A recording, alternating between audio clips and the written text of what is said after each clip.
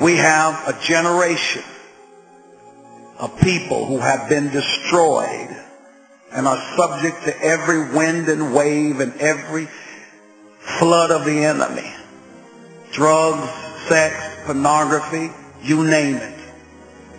Because the walls are torn down and there's no gates or walls or soldiers to keep them. Did you realize the only reason I stand here alive today to preach to you was because there was at least a generation that I was coming up that knew how to keep walls around their children until they got enough sense to know right from wrong.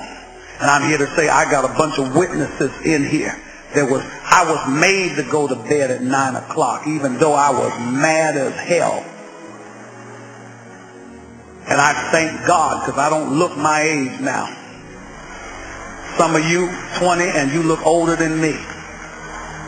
Some of you, your babies smoking cigarettes and hanging out on Peachtree Street because there's nobody to tell them no.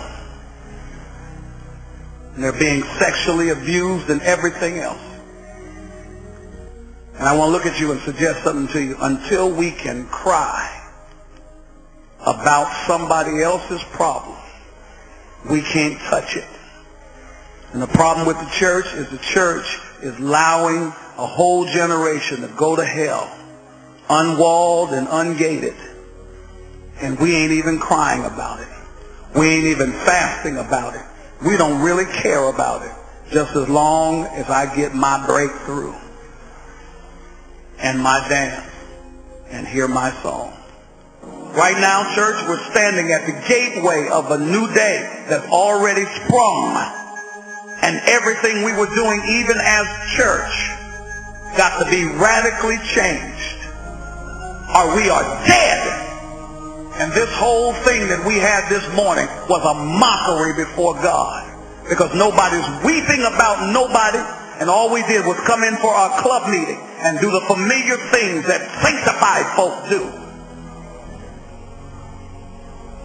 What is our mission? Please look at me. Our mission is not to come in this building for a couple of hours. Our mission is not to listen to Bishop Long and listen to a choir. Our mission is not to get a little dance and a little oil. It's not to go to the breakthrough after breakthrough after breakthrough conference. If you ain't broke through yet, you ain't going to break through. And a matter of fact, the hindrance of most of our breakthrough is that you're selfish and you're trying to break through. And God says, until you grab some other folk to go with you, I'll never let you get to the next level. What is our mission? To give light to those who sit in darkness. What does the church become? Light to the light.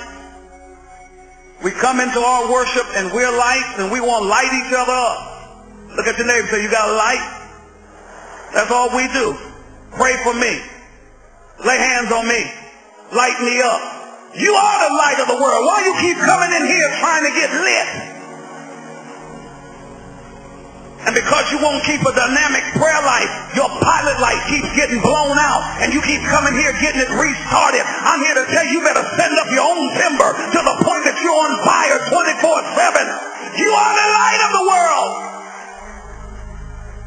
And the reason why you haven't got that promotion, and the reason why you didn't get that job that you wanted, and you're still at the same old job, is because God sent you as light into darkness. And until you light that place up, he ain't going to promote you to somewhere else. Why is he going to send you somewhere? See, you think you went there for the money.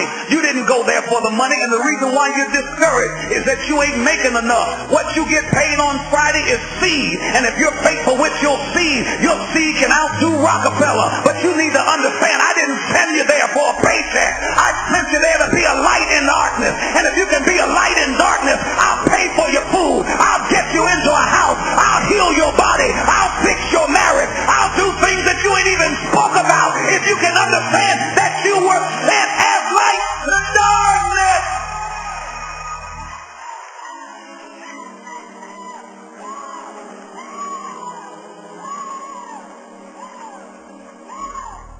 Kids are being raped right now. Girls are being prostituted. Fathers are raping their children right now, and we're sitting in here having church.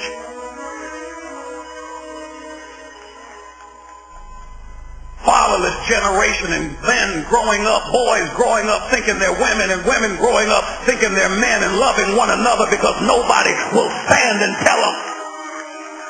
Folk have been delivered from homosexuality and lesbianism, but they're afraid to say it in church because church folk are too judgmental. Instead of rejoicing about the deliverance, we're going to sit and pray. You better check. You got a past. You got a history. You came out of darkness. You better be glad.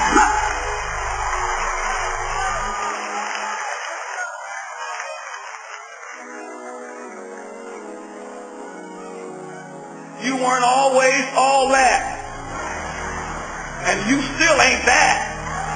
You on your way to that, but you still got some stuff that's just between you and God. And God said, I ain't releasing you from that stuff until you release somebody from where you've been. You are a light unto the darkness.